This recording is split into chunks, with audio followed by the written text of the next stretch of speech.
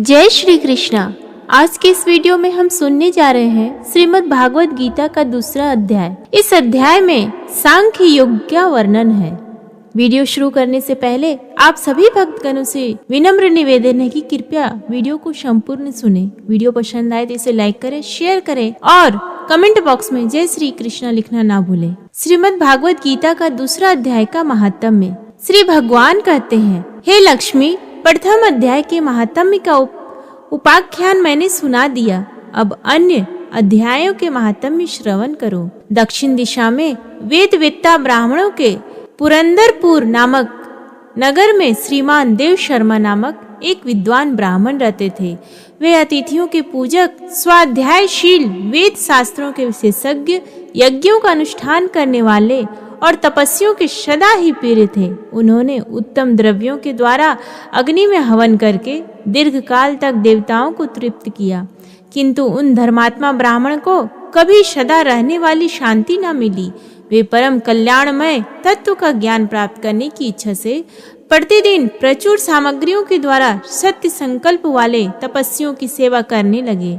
इस प्रकार शुभ आचरण करते हुए उनके समक्ष एक त्यागी महात्मा प्रकट हुए। वे पूर्ण अनुभवी, शांत चित्त थे। निरंतर परमात्मा के चिंतन में संलग्न हो वे सदा आनंद विभोर रहते थे। देव शर्मा ने उन नित्य संतुष्ट तपस्वी को शुद्ध भाव से प्रणाम किया और पूछा, महात्मन, मुझे शांतिमय स्थिति कैसे प्राप्त होगी? तब उन आत्मज्ञानी संत ने देव शर्मा को सौपुर ग्राम के निवासी मित्रवान का, जो बकरियों का चरवाहा था, परिचय दिया और कहा, वही तुम्हें उपदेश देगा। यह सुनकर देव शर्मा ने महात्मा के चरणों की वंदना की और समृद्धशाली सौपुर ग्राम में पहुंचकर उसके उत्तर भाग में एक विशाल वन देखा। उसी वन में नदी के किनारे एक शिला पर मित्रवान बैठा था। उसके नेत्र आनंद रेख से निश्चल हो रहे थे। वह अपलक दृष्टि से देख रहा था। वह स्थान आपस का स्वाभाविक वैर छोड़कर एकत्रित हुए परस्पर विरोधी जंतुओं से घिरा था। जहाँ उद्यान में मंद मंद वायु चल रही थी, मृगों के झुंड शांत भाव से बैठे थे और मित्रवान दया से भरी हुई आनंदमयी मनोहारिणी दृश्य से पृथ्वी पर मानो अमृत छिड़क रहा था। इस रूप में उसे देखकर देव शर्मा का मन प्रसन्न हो गया। वे उत्सुक होकर बड़ी विनय के साथ मित्रवान के पास गए। मित्रवान ने भी अपने मस्तक को किंचित नवाकर देव शर्मा का सत्कार किया। तदंतर विद्वान देव शर्मा अनन्य चित्त से मित्रवान के समीप गए और जब उसके ध्यान का समय समाप्त हो गया, उस समय उन्होंने अपने मन की बात पूछी। हे महाभाग, मैं आत्मा का ज्ञान प्राप्त करना चाहता हूँ। मेरे इस मनोरथ की पूर्ति के लिए मुझे किसी उपाय का उपदेश कीजिए जिसके द्वारा सिद्धि प्राप्त हो चुकी हो। देव शर्मा की बात सुनकर मित्रवान ने एक क्षण तक कुछ विचार किया। उसके बाद इस प्रकार कहा, हे विद्वान, एक समय की बात है, मैं वन के भीतर बकरियों की रक्षा कर रहा था। इतने में ही एक भयंकर व्याघ्र पर मेरी दृष्टि पड़ी, जो मानो सबको ग्रास लेना चाहता था। मैं मृत्यु से डरता था, इसलिए व्याघ्र को आते देख बकरियों के झुंड को आगे करके वहां से भाग चला, किंतु एक बकरी तुरंत ही सारा भय छोड़कर नदी के किनारे उस बाग के पास बेरोक टोक चली गई।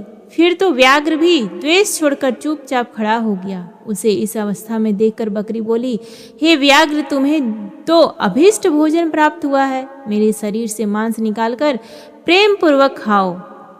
तुम इतनी देर से खड़े क्यों हो? तुम्हारे मन में मुझे खाने का विचार क्यों नहीं हो रहा है? व्याघ्र बोला, बकरी, इस स्थान पर आते ही मेरे मन से द्वेष का भाव निकल गया, भूख भी मिट गई, इसलिए पास आने पर भी अब मैं तुझे खाना नहीं चाहता। व्याघ्र के यूं कहने पर बकरी बोली, न जाने मैं कैसे निर्भय हो गई हूँ। इसका क्या कारण हो सकता है? यदि तुम जानते हो तो बताओ। यह सुनकर व्याघ्र ने कहा, मैं भी नहीं जानता। चलो सामने खड़े हुए इन महापुरुष से पूछें। ऐसा निश्चय करके वे दोनों वहां से चल दिए। उन दोनों के स्वभाव में यह विचित्र परिवर्तन देखकर मैं बहुत विस्मय में पड़ गया था। इतने में उन्होंने मुझसे ही आकर प्रश्न किया। वहां वृक्ष की शाखा पर एक वानर राज था। उन दोनों साथ में मैंने भी वानर राज से पूछा। हे विप्रवर, मेरे पूछने पर वानर राज ने आदर पूर्वक कहा, अजापाल, सुनो, इस विषय में मैं तुम्हें प्राचीन वृत्तांत सुनाता हूँ। यह सामने वन के भीतर जो बहुत बड़ा मंदिर है उसकी ओर देखो। इसमें ब्रह्मा जी का स्थापित किया हुआ एक शिवलिंग है। पूर्व काल में यहाँ सुकर्मा नामक एक बुद्धिमान महात्मा रहते थे, जो तपस्या में संलग्न होकर इस मंदिर में उपासना करते थे। वे वन में फूलों का संग्रह कर लाते और नदी के जल से पूजनीय भगवान शंकर को स्नान कराकर उन्हीं से उनकी पूजा किया करते थे। इस प्रकार आराधना कर कार्य करते हुए सुकर्मा वहाँ निवास करते थे। बहुत समय के बाद उनके समीप किसी अतिथि का आगमन हुआ। सुकर्मा ने भोजन के लिए फल लाकर अतिथि को अर्पण किया और कहा, हे विद्वान, मैं केवल तत्व ज्ञान की इच्छा से भगवान शंकर की आराधना करता हूँ।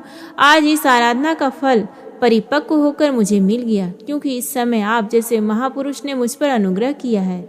सुकर्मा के ये मधुर वचन सुनकर तपस्या के धनी महात्मा अतिथि को बड़ी प्रसन्नता हुई। उन्होंने एक शिलाखंड पर गीता का दूसरा अध्याय लिख दिया और ब्राह्मण को उसके पाठ और अभ्यास के लिए आज्ञा देते हुए कहा, हे ब्राह्मण, इससे तुम्हारा आत्मज्ञान संबंधी मनोरथ अपने आप सफल हो जाएगा। यह कहकर वे बुद्धिमान तपस्वी सुकर्मा के सामने ही उनके देखते देखते अंतर्ध्यान हो गए। सुकर्मा विस्मित होकर उनके आदेश के अनुसार निरंतर गीता के द्वितीय अध्याय का अभ्यास करने लगे। तदंतर दीर्घकाल के पश्चात अंतःकरण शुद्ध होकर उन्हें आत्मज्ञान की प्राप्ति हुई। फिर वे जहाँ जहाँ गए वहाँ का तपोवन शांत हो गया। उनमें शांत, शीत, उष्ण और राग द्वेष आदि की बाधाएं दूर हो गई। इतना ही नहीं, उन स्थानों में भूख प्यास का कष्ट भी जाता रहा तथा भय का सर्वथा अभाव हो गया।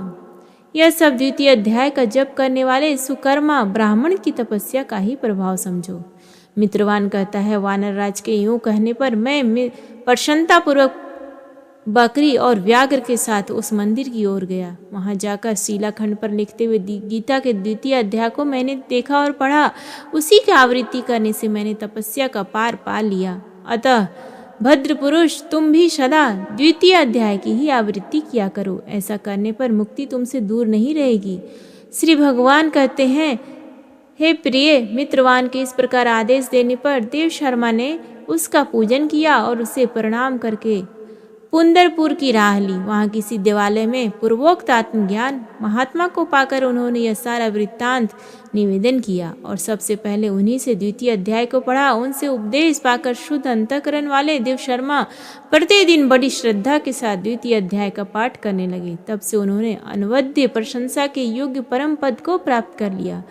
हे लक्ष्मी, यह द्वितीय अध्याय का उपाख्यान कहा गया। अथ द्वितीय अध्याय प्रारंभ। संजय बोले, उस प्रकार करुणा से व्याप्त और आंसुओं से पूर्ण तथा व्याकुल नेत्र वाले शोक युक्त उस अर्जुन के प्रति भगवान मधुसूदन ने ये वचन कहा।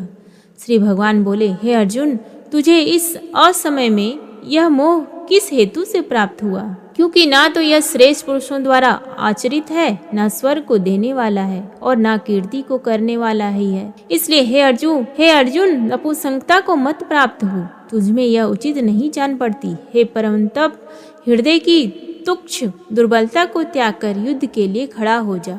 अर्जुन बोले, हे मधुसूदन, मैं रणभूमि में किस प्रकार बाणों से भीष्म पितामह और द्रोणाचार्य के विरुद्ध लड़ूंगा, क्योंकि हे अरिसूदन, ये दोनों ही पूजनीय हैं। इसलिए इस महानुभाव गुरुजनों को न मारकर मैं इस लोक में भिक्षा का अन्न भी खाना कल्याणकारक समझता हूँ, क्योंकि गुरुजनों को मारकर भी इस लोक में रुधिर से सने हुए अर्थ और काम रूप भोगों को ही भोगता हूँ।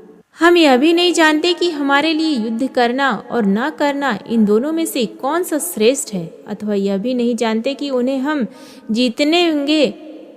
जीतेंगे या हमको वे जीतेंगे। और जिनको मारकर हम जीना भी नहीं चाहते, वे ही हमारे आत्मीय धृतराष्ट्र के पुत्र हमारे मुकाबले में खड़े हैं। इसलिए कायरता रूप दोष से उपहत हुए स्वभाव वाला तथा धर्म के विषय में मोहित चित्त हुआ है।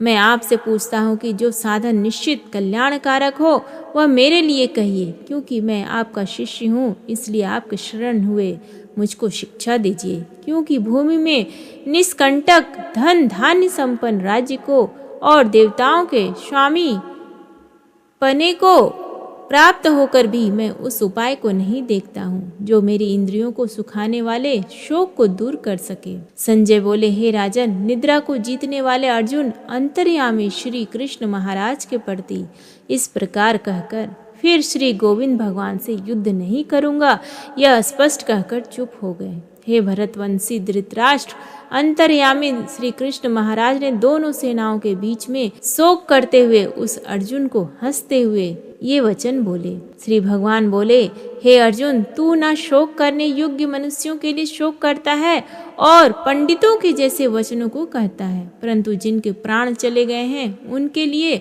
और जिनके प्राण नहीं गए हैं उनके लिए भी पंडित जन शोक नहीं करते। ना तो ऐसा ही है कि मैं किसी काल में नहीं था, तू नहीं था, अथवा ये राजा लोग नहीं थे, और ना ऐसा ही है कि इससे आगे हम नहीं रहेंगे। जैसे जीवात्मा की इस देह में बालकपन, जवानी और वृद्धावस्था होती है, वैसे ही अन्य शरीर की प्राप्ति होती है। उस विषय में धीर पुरुष मोहित नहीं होता। हे कुंती पुत्र, सर्दी, गर्मी और सुख दुख देने वाले इंद्रिय और विषयों के संयोग तो उत्पत्ति विनाशशील और अनित्य है। इसलिए हे भारत, उसको तू सहन कर, क्योंकि हे पुरुष श्रेष्ठ, दुख सुख को समान समझने वाले जिस धीर पुरुष को ये इंद्रिय और विषयों के संयोग व्याकुल नहीं करते, वह मोक्ष के योग्य होता है। अतः वस्तु की सत्ता नहीं है और सत का अभाव नहीं है। इस प्रकार तत्व ज्ञानी पुरुषों द्वारा इन दोनों का ही तत्व देखा गया है। नाश रहित तो तू उसको जान जिससे यह संपूर्ण जगत दृश्य वर्ग व्याप्त है।